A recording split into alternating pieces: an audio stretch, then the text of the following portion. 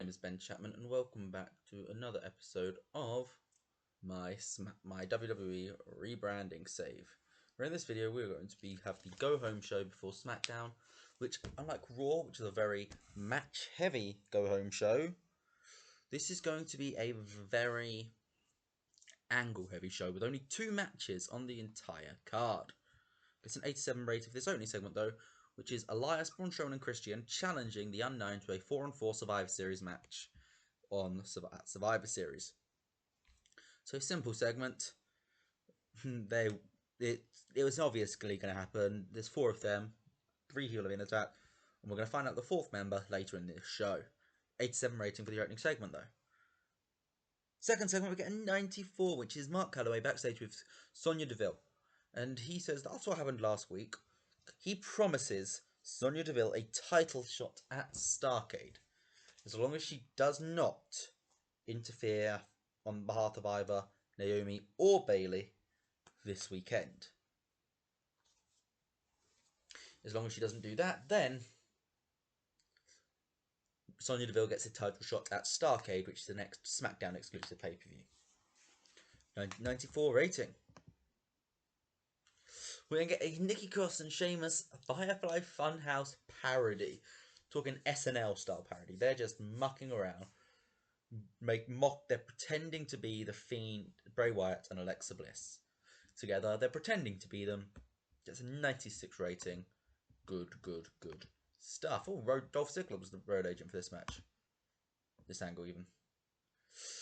I mean, we're continuing on with the great segments here. As we got a backstage promo with Finn Balor and AJ Styles regarding their match against Chad Gable and Drew Gulak. Next, in a few weeks, as a lot of this is backstage, I'm imagining that there are some in-ring segments happening in the ring for the crowd. But this is in the ring. Naomi and Bayley have a press conference in the middle of the ring. The number for their match at Survivor Series. Naomi talks about how Bayley is underestimating Naomi, because all Bayley seems to care about is Sonya at Starrcade. But Bayley's got to get through Naomi first, and there's no promise that Bayley's going to get through.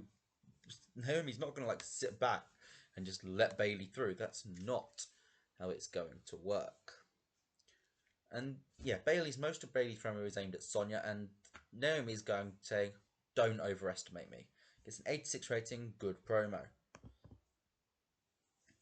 We're going to get Calloway walks backstage after that segment, and he's bumped into by Cesaro and Shinsuke Nakamura. They come up separately, and they both talking about how they want to be moved up into the Universal title contention. They want to be single stars, and they want to be fighting for the world title. And Calloway goes, "Okay, if you both think you deserve to move up, show me who deserves it more. Tonight, Cesaro versus Shinsuke Nakamura. And the winner gets a Universal Championship shot at Starrcade." It's a 90 rating. Then get a quick segment here as Paige and Babatunde cut a promo backstage. Then Babatunde's not got a match tonight, but he's with Paige backstage, and Paige is just hyping up her new client. That's the key thing. This is a client relationship. It's Gable and Gulak's turn to cut a promo on Balor and Styles. This time they also get a 100 thanks to the assist of Balor and Styles, probably. But good rating for these guys. We're going to get the 5 Cruiserweights, and they promise to bring each one of them cuts a single promo where they say that they are going to be the person to bring the Cruiserweight Championship to Smackdown. Pretty good stuff. If they win, then what's going to happen is SmackDown's going to go to 3 hours long, but the first hour is going to have all of the Cruiserweights on it. The Cruiserweight type, that's if a SmackDown guy wins. If a Raw guy wins, we're going to have a separate Cruiserweight show added, which might be recorded, might not.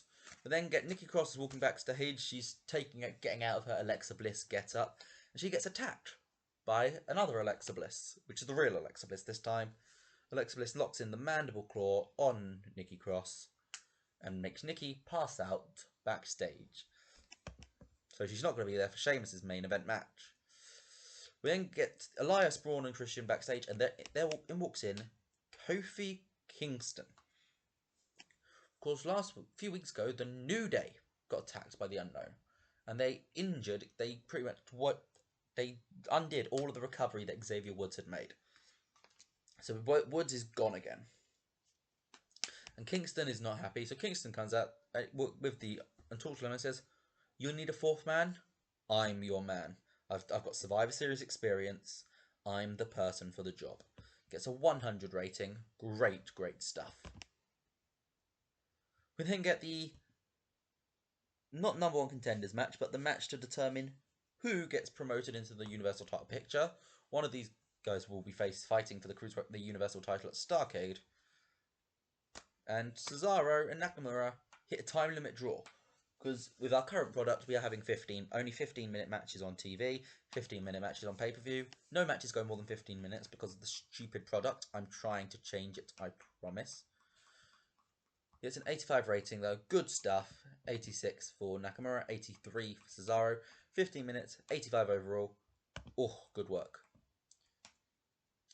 We then get Big E and Robert Roode in split screen promos. They're both sitting in different rooms and they've got cameras on them and they've got a moderator who, in this circumstance, let's just pick one of our commentators who would be, let's say, Michael Cole, who's moderating. And they're just talking to each other. They're just talking and they're being interviewed. And they just chat about why they're going to win on Sunday. And the main event match, Sheamus quickly beats Samir Singh in 8:42 with a brogue kick, gets an 81 rating. It was just a squash match. Sheamus pretty much was teasing Singh the entire time, just try and make him look good. Sheamus gets a 96 rating because they have great chemistry. God, wow. And then after the match, the Fiend comes out under the ring, the lights cut out, and the Fiend locks in the mandible claw on Sheamus. Gets a 100 rating. Great stuff. And for an angle-heavy show, I'm expecting a high rating, you know. And I was right, 95. We had limited growth in America. We should have grown in every single region, but because of limited viewers, we couldn't. And one of those regions was in America. Well, I enjoyed that episode. I've been Ben Chapman. If you liked that video, make sure to hit the thumbs up button. Let me know in your comments what you think is going to happen with Survivor Series. And I'll see you all guys then.